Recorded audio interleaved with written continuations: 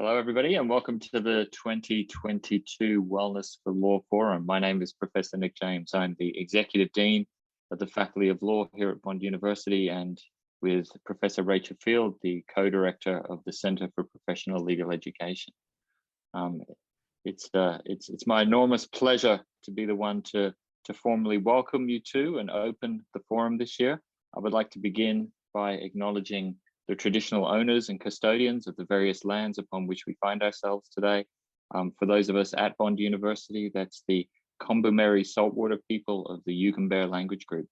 And on our collective behalf, I pay our respects to the various elders, past and present, and affirm our ongoing commitment to supporting Indigenous communities, Indigenous students, Indigenous colleagues, and Indigenous friends.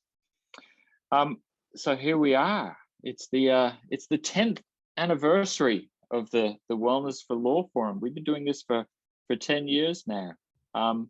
Wellness for law students, for legal practitioners, for legal academics is an issue that's been of importance to those of us at Bond, and for me personally, for many years. I've had the pleasure of working closely with Rachel Field for quite a while now on a variety of projects.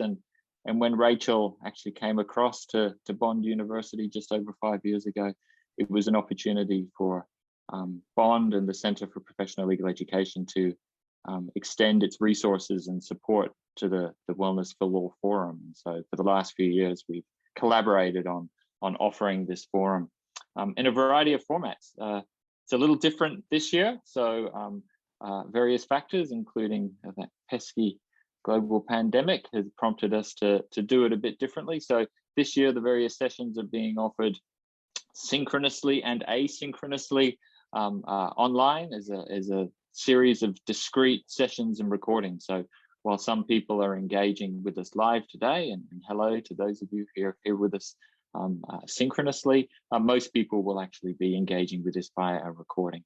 So hello to those of you who presently exist in our futures. We are marking this 10th anniversary of the forum with a very special guest who's going to deliver today's plenary presentation.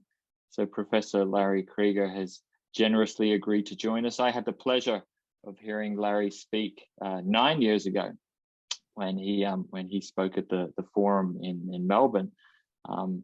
Larry is, I know this is a bit of a cliche when you say today's speaker needs no introduction, but this is certainly true of Larry. Anybody who has had anything to do with wellness for lawyers and law students and legal academics, as soon as you dip your toe into the literature, Larry's name comes up immediately. He led the way for all of us. And again, another cliche, but in many ways, the work that those of us that are interested in this field do are really just footnotes to Larry's work.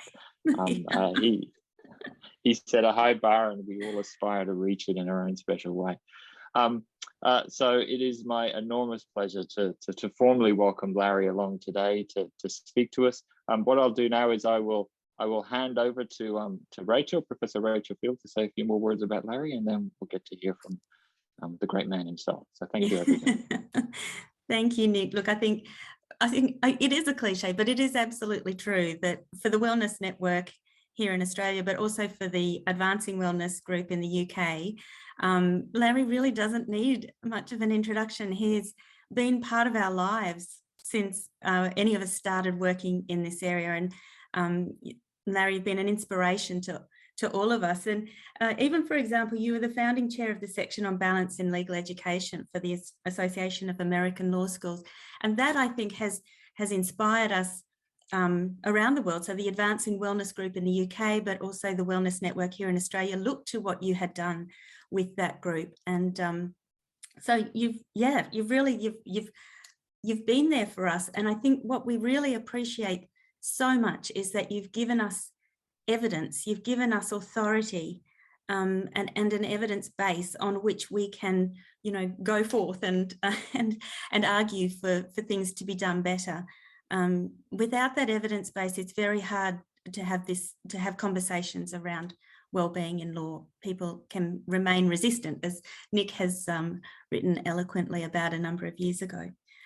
So we're really very excited to hear you speak today, Larry, and to hear your new insights, because I hear from you that you're feeling like you're taking this in a new direction now, and that's, I think, what we need, because as Larry and I were talking before we started today, while so much good work has been done, we don't seem to feel like we're making much progress, that the issue still remains as it has been for some time, despite all of our efforts. So Larry's going to shake things up for us today. And the title of Larry's paper is From Stressful to Mindful to Joyful, 6 Critical Steps to Success and Happiness in Law. And it's a new book that Larry has, and it's something that he's been using in his teaching. And so we have much to learn from you today, Larry. So over to you. Thank you. Thank you so much. You all are just so kind. Oh my gosh. So this is why I do it. Really is joyful, you know, and there's been so many people along the way. You know, I'll take credit for being something of a loudmouth, honestly, and kind of fearless. Like, I've liked every job I ever had, so I've never been afraid to get fired. And so that's allowed me to just say things that people don't want to hear and don't want to believe. And, you know, and then, gosh, you know, our section now, it's 15 years later, and the new generation and the second new generation of leadership there is unbelievable. They're doing things that we never dreamed of. And oh my gosh, we were actually, the Association of American Law Schools awarded us as the outstanding section of the year last year, and we're up for it again this year. And since we're on it, sorry, the light here is very strange right now because I'm at my window, and it's, I know those of you who are live are having coffee now, and it's kind of sunset here. So I have a light here. If I have to, I'll move entirely over under a lamp, but we'll see once the sun gets behind the trees here.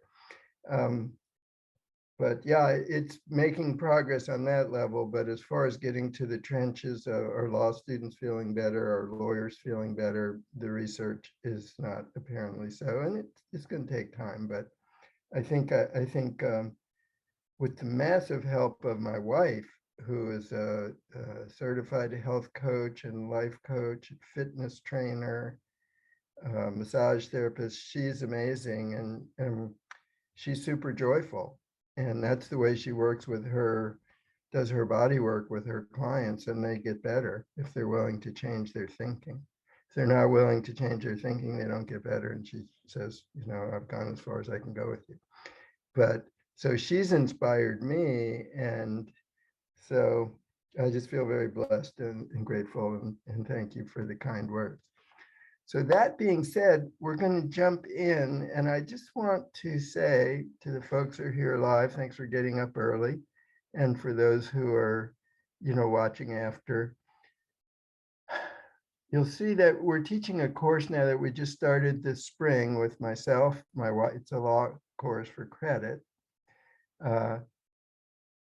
and we have actually a justice of the Florida Supreme Court with us also. So it's really a fun combination. But we invite people in the course at the beginning to come into the course. And I want to invite you to have this mindset coming into this talk, that you're coming to a retreat. This is not going to be about analysis. None of this is going to be tested. Okay? It's not about logic. It's not about argument. We can all do that. But this is about human life, and how do we have just the best human life while we're in the law field. And I'm going to argue that it's actually easy if we're willing to change our mind. Okay, so that's where we'll go. And I'll go ahead and share my screen now. So I want people to just take a few deep breaths, however you enjoy. Nice deep breath, and relax, and let your attention be inside with your breath for just half a minute or so, and just be thinking words like, I'm grateful for my life. I'm grateful for, I'm going to have a wonderful day today. Why not? Why pick something else, right? Let's just entertain that while I'm sharing screen and just do some nice, easy breathing and treat yourself to a little break. What's love got to do? Got to do with it. What's love but a second-hand emotion? What's Is the sound coming through well? I'm not sure if it's sharing sound. Yes, Yep. no, it shared the Okay. sound. We got the song, definitely. When I started out, I through an analysis of the data from the research that we did, I realized that love is what lawyers need, and that's what's making them happy. I'll show you that in 2 minutes. But then we've added the joy and inspiration piece to it from Teresa. So this is the name of our course. So I'm going to go through kind of the main points twice, kind of quickly. And again, it's not analytical, just stay open. If 2 or 3 of these things out of all these new ideas resonate for you, write them down. We can talk about them at the end for a few minutes. But I'll run through a series of ideas here and then the 6 steps for fixing legal life, the way I'm suggesting it now, and they'll come up again. So the first thing to realize, because we all want a healthy, happy life, is what is happiness actually? Nobody really thinks about that. And if you think about, well, how do I feel when I'm happy? It's always an open feeling. It's an expanding feeling. It's a flowing feeling. It's a connecting feeling. It has that sense to it, happiness. And then the next point, life actually feels just like that. Happiness and life go together. The more alive you feel, the more happy you'll feel, or joyful. And just to think about that for a moment, you can think of the last time you said to yourself, or you could have said to yourself, I feel so alive. I feel so alive, right? What does that feel like? The best feeling you can have, right? You fell in love, you passed the bar, you made partner, whatever it is, you got married, you had a new baby. I feel so alive. It's the best feeling you can feel. And so this kind of simplifies the quest for happiness. All we have to do is what helps us feel more alive. And so, of course, that relates then to all the myriad thousands of complicated things we could think about. Eat more beans, less omega-6s. Oh my God, right? Weight-bearing exercise, non-weight-bearing exercise, how to sleep, yada, yada. Does it make you feel more alive? Watch and see. And if it does, keep doing it. And then unhappiness feels just the opposite, closed off, constricted, contracting, feeling fear, anger, irritation, resentment, any of these things, stress. It feels like we're closing in, okay? And then I like to point out that we tend to put stress at the very center of legal life and law school, for that matter. It's going to be stressful. And then if you want to make partner, they're stressed, you better not look too relaxed and happy. You're not going to make partner, right? But so let's, in a way, we kind of need to be in the stress game in order to be in the legal game and be accepted. So it's basically, we've made it part of our professional identity. So I like to take the romance out of it. Stress is fear. Stress is fear, plain and simple. A stress reaction is a fear reaction. You can call it anxiety, you can call it worry, you can call it whatever you want. It's basically fear, and it's a contraction. So let's stop making it a centerpiece of life. It's just backwards, okay? This brings up a point that will come up later. It is biologically impossible to be stressed and happy at the same time, which really wakes a lot of people up, especially the law students, but they came knowing it would be stressful, but thinking they'll be happy. And the answer is no, you're not going to be happy if you're stressed, because it can't be done. One is an expanding feeling with a certain physiology that I'll show you, and one is a contracting feeling with a certain physiology. So the good point, the fortunate thing, which is next, and maybe the most challenging thing here, is that stress is a choice, that you do not have to make. Stress is a choice, number one. Number two, you do not have to make that choice. And we're going to be a lot more about that. So we'll talk about that in a few minutes. And then just to go back to the positive side, if we're going to have success, we have to be happy. As we were talking before the talk a bit, you know, if you have a life without joy and love and inspiration, then you have a depressed life. And if you're working without joy and love and inspiration, then you have a depressed work life. And so it doesn't mean you have to change your job. It means you have to change your mind, and we'll see about that. And then next, joy is always available. We always are going to pin joy on the outside. Well, this happened. I had a baby, so I'm joyful. I got married, so I'm joyful. I got divorced, so I'm joyful. I bought that house, so I'm joyful. I sold the house, I'm joyful, right? It's always about outside, but you notice you always feel joyful inside. And the fortunate thing that I'm going to push here is that you can learn to feel joy inside all the time, anytime you want, on demand, because joy and life coincide. So once you learn to feel alive, you're learning to feel joyful no matter what's going on outside. And then think about good days and bad days. We all have them. Your best days, you basically feel more alive. You're more awake, you're more alert, you're more energetic, you're more creative, you're more inspired, you get along better with people, you're more successful, you're smarter, everything goes better, and you're joyful. So joy and life, again, go together, but it's a win-win-win with performance, which is what law students and lawyers are always going for. Well, yeah, I'll take care of my health and all that. Once I get this done, that's really important. Well, you're not going to get this done very well if you're not healthy and joyful. And that's the bottom line, because they go together. So we're smart people, but we have to be more logical when we think about ourselves, okay? And then expect a good day every day. Don't expect to be stressed, or you will be. And again, I'll talk about that.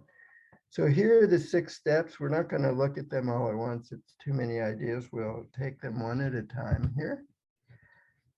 Here's a quick look at the book, the new little book that I hope to have out in August, you know, at least on Kindle. I'll show you the other one that is out on Kindle for a couple dollars now that a lot of the schools in Australia and Canada and the US have used.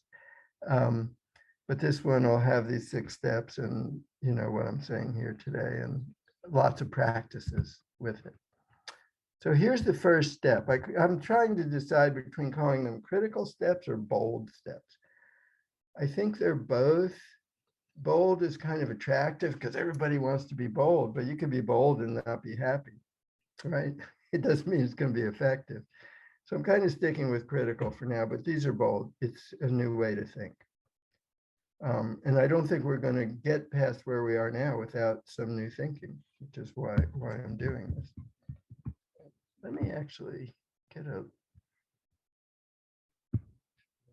my cursor. Yeah, I want to see my face in here, see how my lighting is. My lighting's still okay, good, because the sun's going down. So here it is. Gladly accept that money and status will not make you happy. How about that one? Gladly accept that money and status will not make you happy. This is the starting point. Because as long as you think that money and status will make you happy, 2 things are going to happen. 1, you're going to focus on them a lot. And 2, they won't make you happy. I'll show you the research in just a second. But there's never been a study that showed once people are pretty much into the middle class that money makes them much happier. Even lottery winners don't get much happier, and it's short term. They go right back to where they were a year after they won the lottery. So, but if you think that's going to do it, you're going to spend all your time trying to make partner, trying to be at the top of the class, trying to do all the stuff, and you're going to be distracted from what will make you happy. So, but it's, as the last line there says, we want to acknowledge they're nice. Yeah, I'd like to have a raise. I'd like to have a new car instead of the one that's sitting out there, and you would too. Everybody would like to have new clothes and a big property and all, you know, dogs with papers and like that. that's great. So go for it, but they're not going to make you happy. So don't make it the first thing. Okay. We thought they would. And people coming into the law still think they will. If I'm on law review, top 10%, I'll get a great job and then I'll be happy. All those are true, except I'll be happy. Okay, so here's the research we did on the 6,000 lawyers. Many of you may have seen this. And the things that we thought would make us happy are the red bars down there at the bottom. They range from 0% increase in happiness to 19%. And then the other things that have nothing to do with outside success and anything you can put on your resume range from 30% to almost 70%. If you don't have them, you can't be happy. So we'll look at what they are in just a bit. So one of the points this makes is security and happiness are very different things. Making partner, comparing the senior associates with the junior partners in our law firms, mid-size and above, about 400 lawyers, all about the same age, same kind of firms. One had made it off the associate track and one half of them hadn't. There was no difference in their well-being. Extra 70% income plus partner behind their name. They're not on the supposedly stressful partner track anymore. They've got all that security and they made it and they're not any happier. So they're more secure, but it doesn't count if you're trying to be happy in your life, which we all are. Same with law review. One of the things that probably law students become the most depressed about, not making law review. There's a Harvard Law Review article that's really powerful about that. Again, among our 6,000 lawyers, being on law review had zero impact on their well-being, nothing, not even a little. So it's nice if you enjoy being on law review. Or if you want to get those skills, do it. It's not going to make you happy. It'll help you get a higher paying job, which is not going to make you happy. We just saw that. Okay. But they're nice. So it doesn't mean don't go for it. Do your best, get the best grades you can, get the job you want. Just know what's going to make you happy, and we'll come to that. And then here, the third sort of exclamation point on this, the most prestigious lawyers with high pay were not as happy as the lowly and low paid service lawyers, the public defenders, the prosecutors, the assistant city attorneys, the state and provincial lawyers and so forth. Okay, point made. So gladly accept the fact that money and status will not make you happy. Be glad about that, because you know why? You got to compete for that and you could lose. Then you get to be depressed, not making something that isn't even going to make you happy. So gladly put it aside and say, I'll do my best, I'll learn, I'll try to help people, and I'll have a great life. And if you do that, you will have a great life. All right. And if you make a ton of money, great. The money will follow your joy, because success follows joy. Competence follows joy. Performance follows joy. Outcomes follow happy people. There's a lot of research on optimists that I'll touch on in a minute that show that. So the red things don't make people very happy. Those tall black bars that are here just in a word listing do make people very happy. One is being true to yourself, autonomy. And some of us were talking about spirituality, and can we as lawyers talk about spirituality? And the answer is we have to. Because if you don't really know who you are and you don't have a secure sense of who you are, then you're not going to have good relationships because you're part of the relationship, okay? And so forth. And who you are is fundamentally a spiritual question that you have to answer. But it's certainly inside. You can't put it on your resume. It's not what you do. It's not how tall you are. It's not your gender. It's not your skin color. It's not your nationality. Who are you really? Okay. So once you have a sense of who that is and you're true to it, That's the most powerful predictor of well-being. And then other things follow from that. Equally powerful, having close relationships with other people. Nearly equally powerful, two factors, having a close relationship, an intimate relationship with your work. Meaning you feel capable and competent to do it, and you're doing it because you want to do it. And it brings you a positive feeling. You're doing it because you enjoy it, or it's interesting and exciting for you, and you feel that it's important to do. In other words, you're doing it for internal reasons, not external reasons, like money, impressing people, and all that stuff. That won't make you happy. We already saw that. All right, and then this fifth one, autonomy support, is a close relationship with your supervisors or teachers, the people in authority over you. So gladly accept the fact that money and status will not make you happy. Second one, base your life on connection rather than competition or comparison.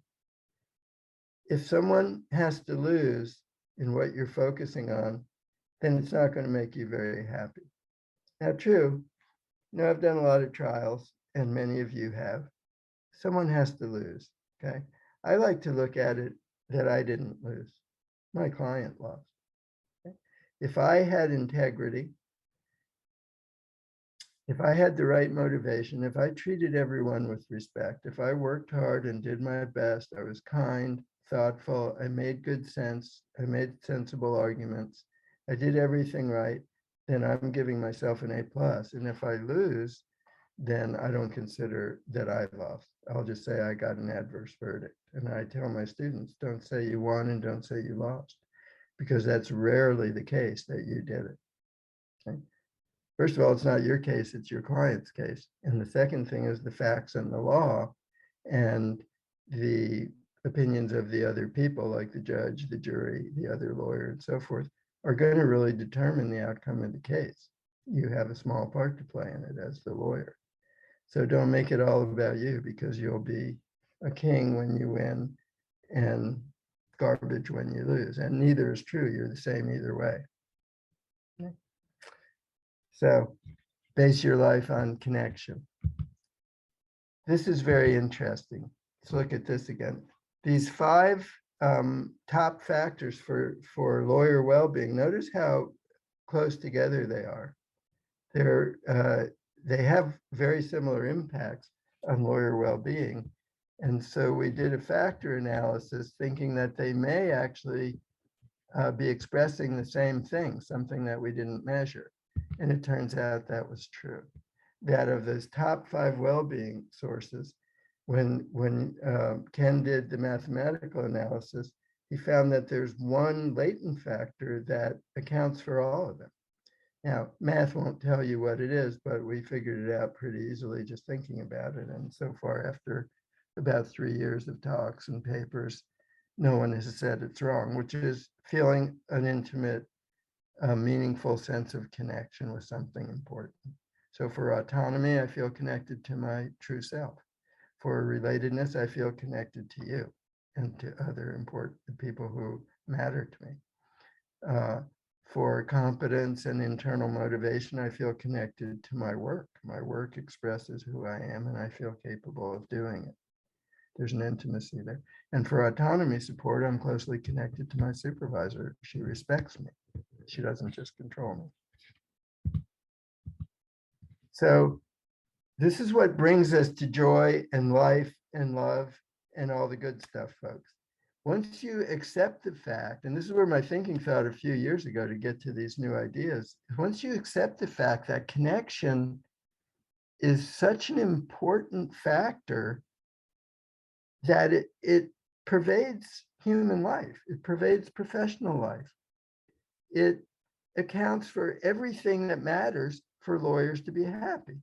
Now, this is putting aside people that are in poverty and don't have food and shelter. They need money. Okay, so we won't take it to that point, but let's assume that a person graduates law school and gets a beginning job. They can get food and shelter with that. Okay. Beyond that, what's going to really matter for uplifting and upgrading your life is more life. And that connection where I feel autonomous or authentic, my attention is connecting to my values. My attention is connecting to my health. I take care of myself. My attention is connecting to my priorities. My attention is, I'm aware that I'm a loving person. I want to help people.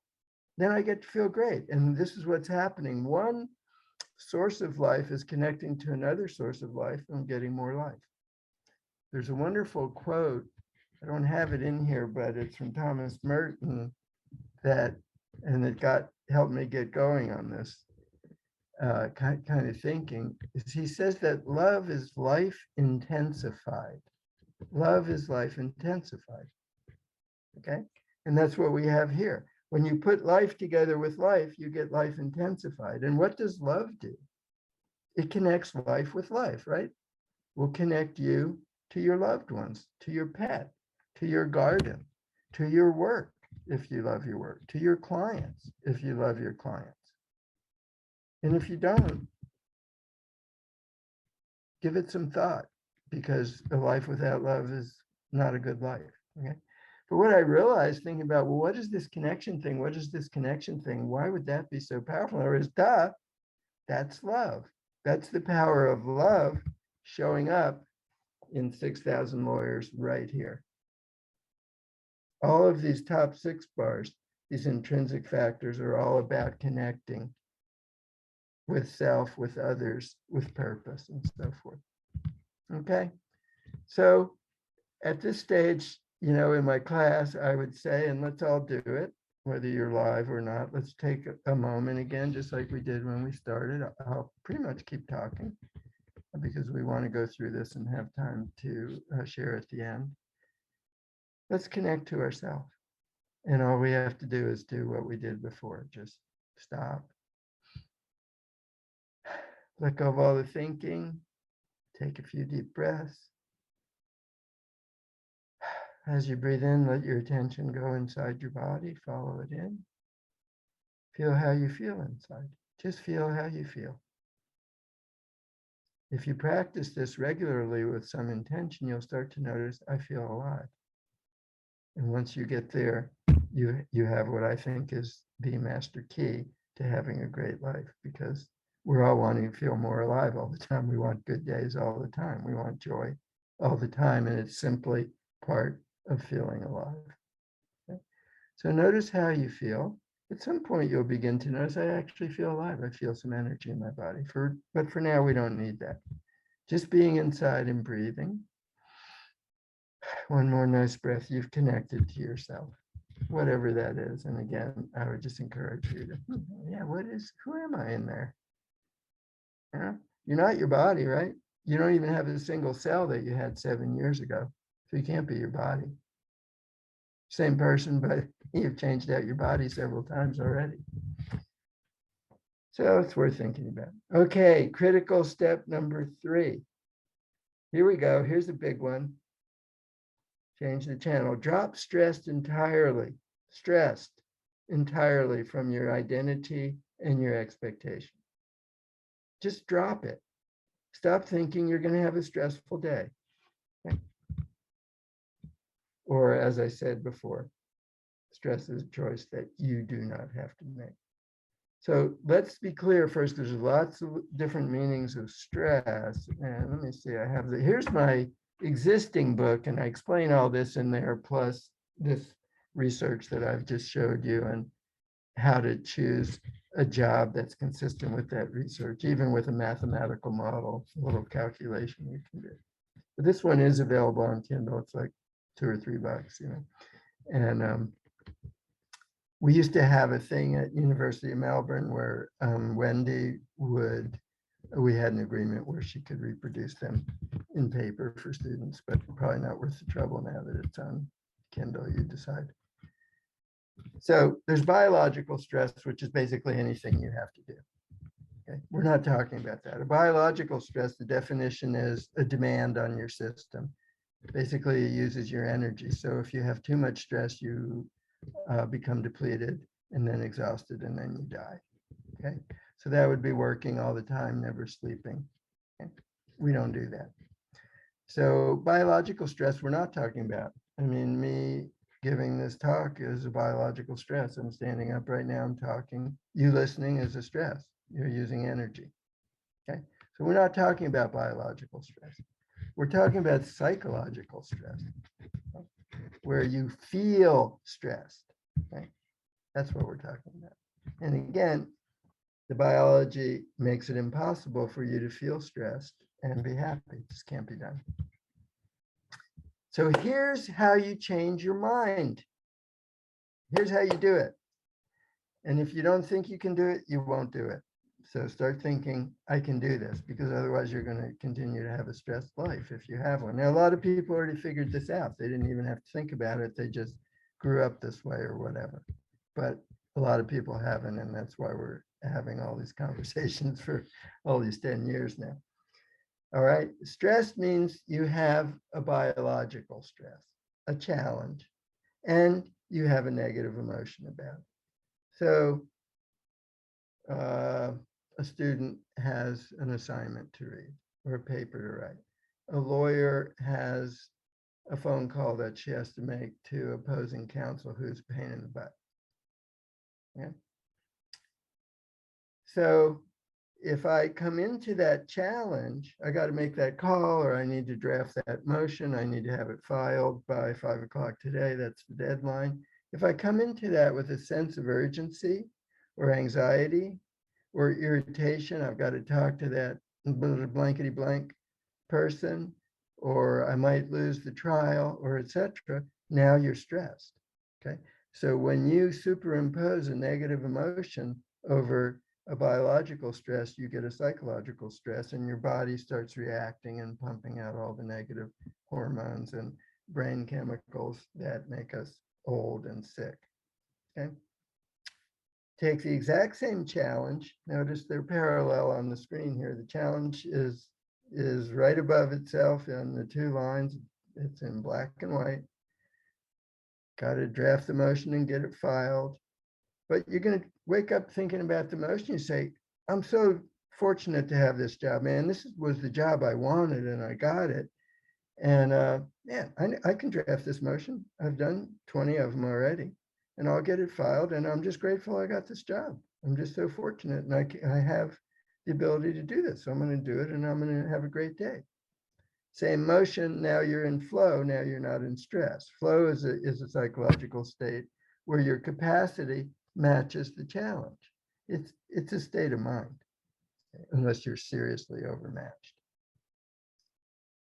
So you just change your approach, what you expect, and you change the quality of your life from stress to not stress. This is why stress is a choice. The first thing it requires, though, and then notice the subtitle is from stressful to mindful to joyful. So stressful, we know how that feels. Mindful is we start to notice, what am I bringing? What's my part in this stressful? Because you're going to blame it on that other lawyer who's irritating. Well, she's only irritating because you're irritated by it. If you weren't irritated by her, guess what? She wouldn't be irritating, right? Irritating is about you. What am I bringing to the table? Why does she push my buttons? And why can't I accept the fact that some lawyers just aren't my favorite people, but I'm going to deal with them and I can do it. I've dealt with 150, 200 lawyers already. Just one more lawyer. I'm going to have a great day. I'm working my dream job and I can do this. And I'm not going to get upset by the fact that she's irritating. I'm going to let that be her problem. What happened here? Something happened. I hit a button by mistake. Here we go. I like to talk with my hands. So everybody, if you're having trouble with this, jot it down and we'll talk at the end. But you see how things change? Same with filing. Oh my God, I get that motion in by 5 o'clock. Oh my God. When you wake up, now you're stressed all day versus, yeah, look at me. I've got my list here. I got the motion. I got these other things I'll do between 11 and 12, or I'll do it from 3 to 4 and I'll get it filed easily by 5. Same motion. You're either stressed or you're not. Okay. So you make the choice. Again, it's explained to some extent here in the book that's available now, but the new one will have it much more. So can you just drop it in legal life? And the answer is yes. That's what I was just talking about. And look at these two people, right? I've got pictures of law. Of course, this is my wife's slide because mine are boring and hers aren't. But you know, she picks students, right? And everybody knew both of these students in law school, right? And in your law firm or your agency, same job, same classes, same whatever, you know, maybe 2/3 of the people are stressed and some people are just flowing through like, hey, no big deal. So it's not the school and it's not the work and it's not the assignments and it's not the bar exam and it's not anything else. It's your choice. Am I gonna flow through this and trust the result, or am I gonna freak out about it? And then whatever you choose is what you will do. The other important thing here is that once you decide that your job is stressful or your day is going to be stressful, everything you perceive, you interpret as stressful. See, he's got the assignment because he thought it would be stressful. He says, oh my God, I got all this work to do. She thought law school's a dream come true for her because it's what she wanted to do. And of course, she's going to have to work and study because she wants to learn all this law. So she gets an assignment. She's delighted. This is what she came to law school for, to learn and work, right? And learn the law. So point made, hopefully. You pick, and then you will live it. So here's a nice example of the 4-minute mile. For about 80 years, was that 80? It's about 70. People are actively trying to break the 4-minute mile to the point that it was thought to be humanly impossible, that our body was not made for that. And then one year somebody did it by 20 seconds. And then the next year, 3 people did it in the same race.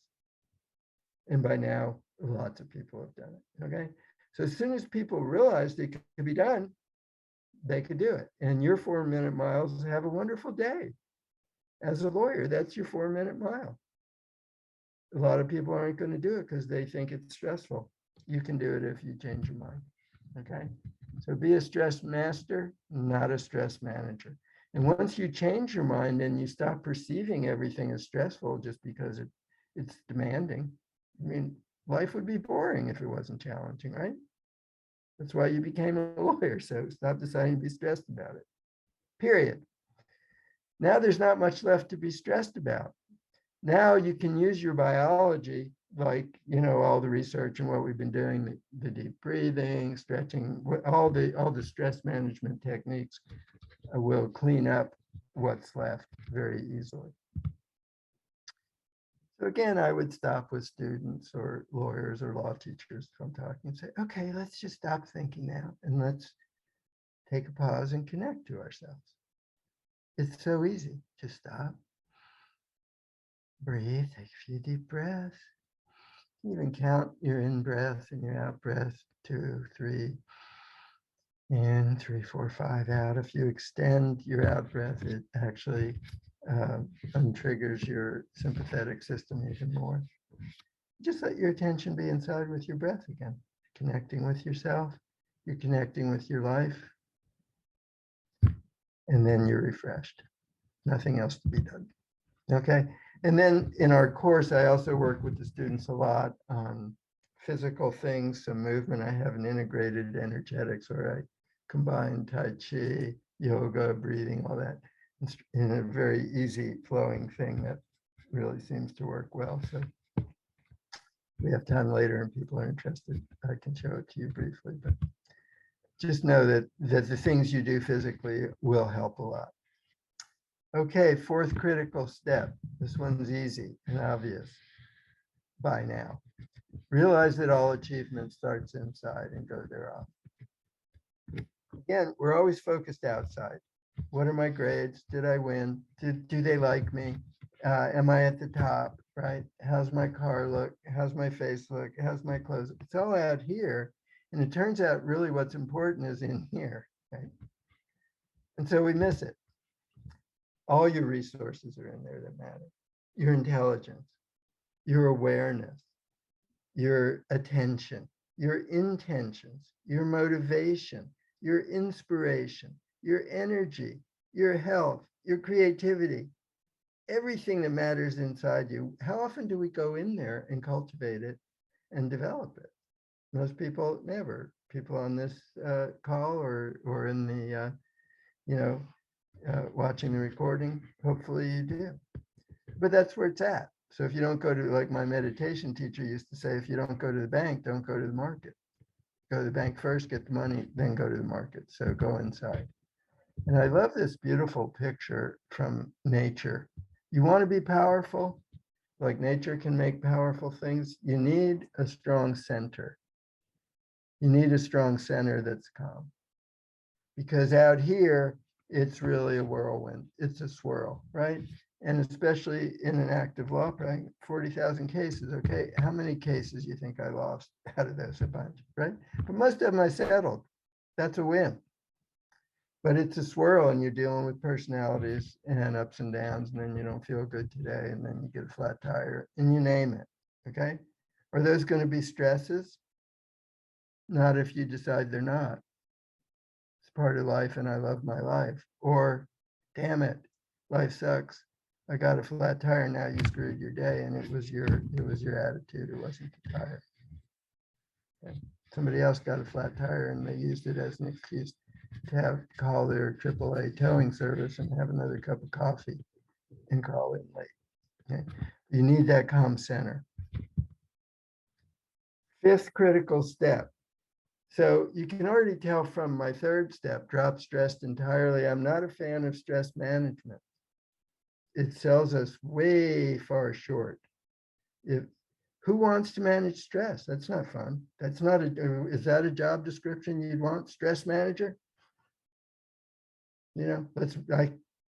Sure, manage your apartment building, manage your law practice, manage your life, manage your health. Who wants to manage stress? And if you think that you want to focus on managing stress, you'll never find any lack of stress to manage. Again, it's the wrong mindset. I'm a stress manager. No. You're a stress master. You've rejected stress as the foundation of your life now. And it doesn't have to be the basis of the legal profession anymore. We just have to change our mind. Okay. So the balance we want, I would say, comes out of that, because the other thing we talk about is work-life balance. That one is off to me also. These are good ideas. I'm not saying don't go for it, but it's not fixing the problem, right? The research is still not positive for lawyers and law students, either one. So I would reject work-life balance. Why? Because it makes work and life antagonistic. You have to do less of this to do more of this. So how can they be antagonists? Your work needs to be full of life, right? What is life? It's your attention, your energy, your love, your inspiration, right? Your joy. That's what life is. So if that's not in your work, you're wasting all those hours. Why do it, right? Find work that gives you that. So I would go for inside-outside balance instead, and then work-life flow, which means you do what we've been doing on and off here for a minute. Take those few deep breaths, go inside. Feel how your breath enlivens your body inside. Feels so nice once you start to notice it. Now I feel alive. I feel calm inside. I'm nurtured. I'm supported by all the oxygen that the trees are giving me. I don't have to do anything to be supported. Just take a breath. Now I have that inside balance. I feel my life inside. Now flow that energy and that calm and that clear mind and that inspiration out into your work and help people. Now you're having a life worth living. And it's just not changing your job. It's changing your mind. There's a wonderful scripture. I don't get into religion. I really like scriptures from different traditions. There's a wonderful scripture that talks about life. And it says that I give you life. Right? It's in there. Just grab it and then live it. So just a bit more on that. We have 100 trillion cells. They're all full of energy. They're all full of intelligence. They're genius. 100 trillion of them. No wonder money doesn't make us happy. There's no amount of money that can come close to who we already are just in ourselves. And actually 13 billion of them we're killing every day to replace them with new. 13 billion every day. All right. So a few $100,000, you know, US dollars, Australian dollars, Canadian, whatever it is, it's just not going to impress us that much. And we don't know why, but that's why. Okay. So we want to feel the life inside. Just that pause again. And then the last critical step, feel joy, love, or inspiration nearly all the time. And in my list of 6 steps, we made it to the end now. And let me move this if I can. Yeah, up here. That last one, I've got that double asterisk there because that's the one we want, right? That's your quality of life. How much joy do you feel? How much love do you feel? That's your quality of life. You know, if I asked you, you know, what kind of quality of life does she have? You're going to think about, well, how big is her house? How big is her car? Right? How much money does she make? Does she wear nice clothes? That's not quality of life because your life isn't out here where you can see it. This is not your life. Another important point. Your life is inside you, 100 trillion cells working together, genius that you and I will never fully understand or even comprehend. But it's true. All right. So that's your life. Out here is your life activity, your life choices, your life circumstances, your life events. Okay. It's stuff.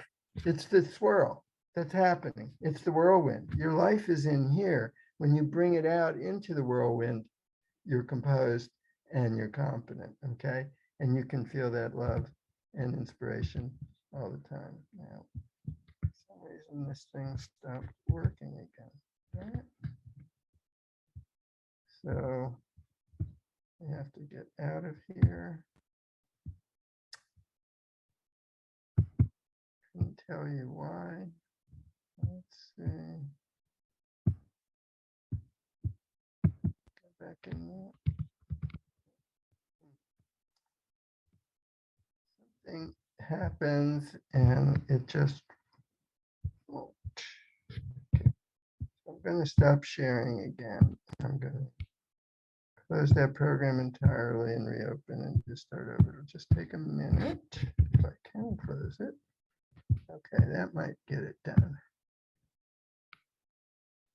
I might get it done if this is the right program. Let me see.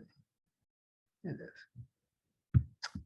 Okay, so let's actually let me leave it out of not in slideshow, and that way I know it'll work. So disregard the sidebar. Okay, I like to say if a person really feels down, get help, right? Professional help, and be constructive and active in your life. Don't sit and don't isolate, very important. But we've seen our mindset creates reality. There's a lot of science about this, neuroscience and biochemistry. But basically, your emotions are your body's reaction to your thoughts. All those 100 trillion cells are actually listening to your thoughts and beliefs. And there's a lot of research that shows this, okay? The last thing I mentioned there is in research is just our common experience. You're having a dream. You think there's a tiger chasing you, right? Or some guy with a knife or something terrible is happening. And you wake up, what happens? You're sweating, your heart is pounding, right? Your body was listening to your mind, making up a story, right? There was, and it's similar to stress. You're making up a story. Oh my God, life is so dangerous. And actually you're living life every day. Nothing bad is happening, right? It's not that dangerous. So optimism is another example where people who have a positive mindset, controlling for everything else, their diet, exercise, all that stuff, all that's controlled for. The latest research, optimists live 12 more years, and they're healthy years than pessimists. Just a different mindset. They look at the flat tire, well, damn it, that's a pain in the butt. It's still going to be a great day, and I love my life. Whereas a pessimist says, that's a pain in the butt. I hate my life. I knew it was going to be a crappy day, and they're going to have a crappy day and a crappy life. Okay, same event. So what's happening here is your body listens to your minds, and then it creates neurotransmitters and hormones. For a positive emotion, it takes 1,400 changes in your biochemistry to maintain it. And the result is everything works well. You can see the information on here. And the bottom line is, you stay healthy, you're more effective, you're smarter, you earn more, everything is better. The results for optimists. And the negative thoughts and beliefs about yourself, negative self-talk, judging other people constantly, same thing, but the reverse. And that's 1,200 biochemicals that they've found that support negative emotions. They make you sick. All right, so we're at the end here. If you want to change your mind, the time to change it that's most impactful is the first thought and the last thought of the day. Do it there, all right? Because that sets the tone for the rest of the day. So my wife likes to say, start your day with music if you need to, right? Morning ignition, or start your day thinking I'm going to have a wonderful day. Just make it up if you don't believe it. Just practice, okay? We're going to do this just for a few seconds. So you have to be willing to feel silly.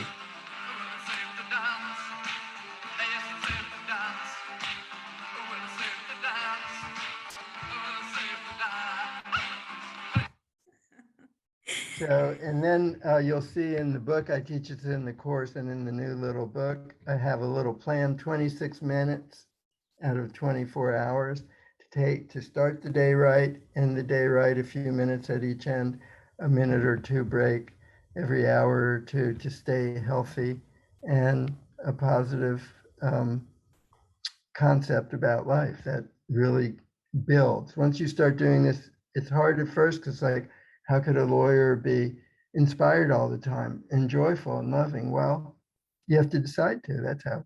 Just like if you decide to build big muscles, you go to the gym every day, you get big muscles. You decide to be happy, you're going to be happy. Take action.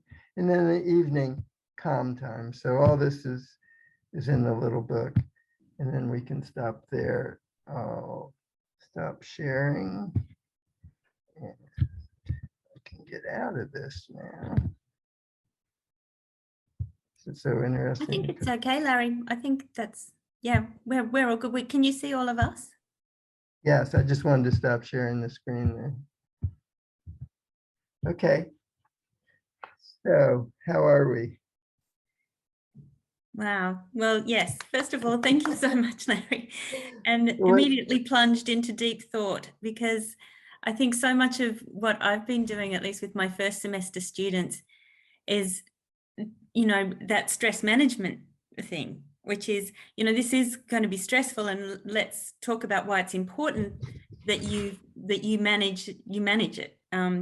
But I haven't ever gone there with them to say, just get rid of it, get rid of the stress. You don't have to be stressed. Well, yeah, thanks. And you know, that's what we all do. I mean, I just woke up this day one morning. You know, these are not my ideas. They just come out of the cosmos or somewhere. But you know, my wife, like I said, she's a great inspiration. When we first got together, I was in not a good place. Been through a nasty divorce, and that was just dragging on and on and on and on for no reason whatsoever. She told me just what I'm telling you, just change your mind. You stop looking at the negativity, stop looking at the money, stop, just what you focus on is what you get, right? And then she said, don't get out of bed until you feel inspired. She said, and don't stay in bed, which means when you wake up, you really, and this is the mindful part. So, you know, the mindfulness is important, and that's a big part of stress management, right? To notice. breathe, get the parasympathetic nervous system back in balance with the sympathetic and so forth. But she said, just change your mind. So, and it really made an impression on me. And I would wake up and I would notice my mind would be immediately going through all the problems of the day. Everyone start noticing, right? What am I thinking about when I wake up? And just notice. Be mindful. And then change it if it's not really positive. Just find a positive thought that resonates for you that you can do comfortably. I'm so fortunate to have another day. Or I love my life, right? Or it's going to be a wonderful day. Or I can't wait to have breakfast, have my coffee. I love coffee. Whatever it is, something that's positive to replace the stressful thought. I had that thought because I started doing it about being inspired. Then I realized, why should I'm always thinking about how stressful everything's going to be. I need to change that too. There's nothing I'm saying here that I haven't tried on myself. Because I've been where, I can't, this would not be credible if this is not a lecture. This is my life. Okay. And I'm my science experiment. And so she gets up early. So now I get up early and she goes and works out in the gym. The woman is like superwoman. And so I go in there and I start having all these ideas and I write them down and it becomes these slides and so forth. I share them with her. And then she says, oh yeah, what about this? And then she gives me 10 more things to put on there. So it's a new idea. In a way, it's an old idea. It's one of those scriptures again, as you believe, so it will be done, right? And the power of positive thinking. And it's that cross-disciplinary influence, isn't it? I think this is what we found with Mark, because Mark is in theatre and drama and is an actor. But he's been a big part of our wellness network and brought real insights. So I think we've got to be talking across fields, don't we, to really get the benefit of how to do things better. But you're an inspiration, Larry, and you just exude what you're speaking about. So I was just going to say that if I can. I mean, look at Mark. Oh my God. We all want to be like Mark, right? Look at the joy in that man's face. He can't help, but he's just like exploding. Right. There's so much of that on the screen here. Right. And I think I tell the students that, if you can see it, you can be it. Because when I first told them stress is a choice you don't have to make, I told them that the first day of the class, and they're looking at me like, should I drop this? Where's the line for drop ad, But, I say, hey, I did 40,000 cases. I lost a ton of cases. Let's talk about it. What happens when you lose? Right. So they're not confronting the reality. They're afraid of things that are going to definitely happen. So they call it stressful. Now it becomes stressful. Yeah. So do the stress management as a step to, once we get rid of the stress, now it opens the way to be joyful, but that takes positive steps. It takes a change of mind.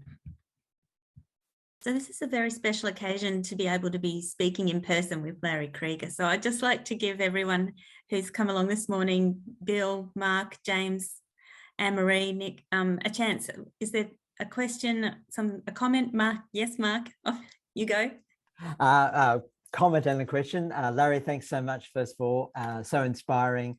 And as Rachel said, the interdisciplinary aspect of this is so rich, because I'm going to take your insights into the drama world. We are often very anxious about competition, about being the best, about standing out. And I think this is a lovely antidote to that. So thank you for that. My question actually came from the discussion we had with my paper, which was around when students are encountering a sense of discomfort or distress as they're learning new ideas, they're feeling they have to change their values, the whole way they looked at the world, because they're now having to think like a lawyer or whatever. And there's either resistance or anxiety.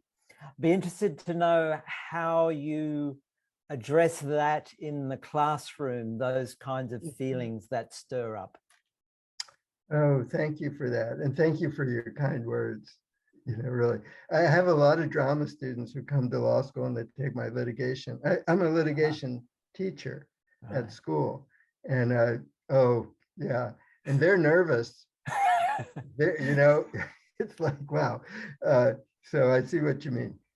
That little blue booklet that I have out, I really encourage you to grab that and look at it. I wish, if you were local, I would just put one in the mail to you. But take a look at it, because I really addressed that in there a lot. I think the biggest, and for people that don't know, there's a lot of research, and I cited in that little blue booklet. It's called Enjoy Success and Drop the Stress. I already working on Drop the Stress. But I cite the research showing how people's values really do change in law school, and how much their well-being goes down and how much their autonomy drops, which, because they're losing their values, they're losing their self, literally. And that's a disaster. That's the biggest disaster you can have. I mean, the one thing I tell my litigation students is you're going to have a lot of conflicts, and don't let me get too far off track. You're going to have a lot of conflicts in law practice between you and your client. What's the right thing to do? She wants this. She's my client, but I don't feel right about that. And I tell them I do not have any answers for you except one, which is never violate your conscience. Never. Because once you violate your conscience, your sense of what's right and wrong, nobody can tell you what's right and wrong. When you violate that, you have lost yourself. You've lost your soul, and you'll become insensitive to your conscience. You'll start blocking it out, and now you have no guidance at all. Now you're all outside, and you're in the storm with no center. Right? And so, but that happens to law students, and there's a lot of research on it. And we documented it in my first study with Ken Sheldon, what happens to law students, to their values, to their motivation. It's a disaster of the first magnitude, really. And I think your students may be more more aware than mine are, because they don't realize that it happened. They don't realize, they just know they're getting depressed and losing their self-confidence and their self-image. And so when I have them read that book, and and then in my litigation class, I have one unit on this, then I have them write about it. They say, oh my God, that is what's happening. But they don't realize it. And so I have an older paper from around 2008, Washburn Law Review. It's called Human Nature as a New Guiding Philosophy for Legal Education. Human nature and what I say there is, look, it would be so cheap and so simple to solve this whole problem for law students. All we have to do is tell them at orientation. Just tell them. So then you give them a metacognitive approach where they understand the pressure and what's going to happen is we're going to try to mess you up, because most law teachers don't even understand it. We're going to actually try to we're going to teach you to put aside your values, put aside caring about other people, put aside the consequences, the suffering that you're going to cause the other party if you take away her children. We're going to teach you to put all that aside, don't even think about it, and just learn the law, analyze the facts, make arguments, and win. And if you do that, you'll get A's. And then you'll get a good job, make lots of money, and then you'll be happy.